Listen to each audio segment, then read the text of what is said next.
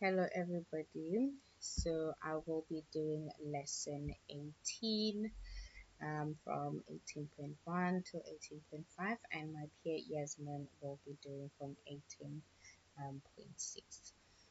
So in lesson 18, it's all about building the user module, the user model. So in lesson 17, we improved our modules by adding validators and instant methods. So we also made our first model associations and populated data from reference models. So in this lesson, we apply some of those techniques to the user model. And in doing so, we also interact with these models through their respective controllers and root. So we're going to cover this lesson. Will cover creating model associations with the user model, using virtual attributes, implementing a crude structure on the user model, and building an index page to view all the users in a database. Yasmin, can you hear me clearly? Sorry, Martha. Yes, No, I can hear you very clearly. no problem. So we have 18.1, building the user model. So to create the user model, we're gonna add the code in listing 18.1 to a new file in our models folder called user.js. Here are our models. Here's our user.js. So this is our code 18.1. So we this code defines a user schema in Mongoose that describes the structure and relationships of a user document in MongoDB. So we have our uh, constant schema, constant user schema. So we use Mongoose schema class to define the structure of user documents, timestamps, true automatically adds, created at, and updated at fields.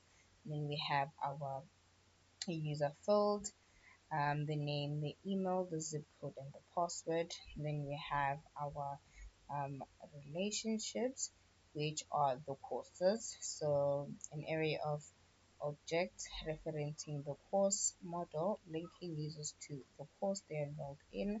And we have the subscribe account, referencing the subscriber model, connecting users to their subscriber profile.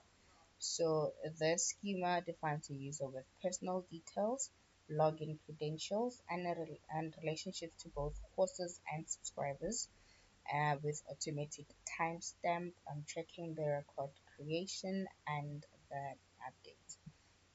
And we have our listing 18.2, adding a virtual attribute to the user module in user.js. So user schema virtual, create a virtual property, um, and gets function defines a getter function that combines the user's first and last name into a single string. For example, the output John Doe, that is the first name and the last name as a single string. Then it uses this.name.first and this.name.last from the schema. And then the module.export exports the user module so it can be used in other files to create, find, or manage users in MongoDB.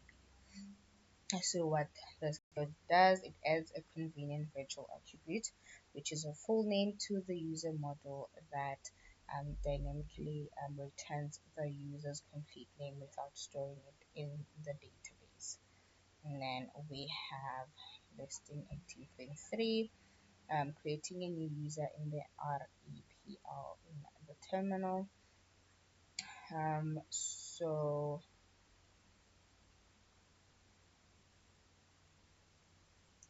we have let test user.create.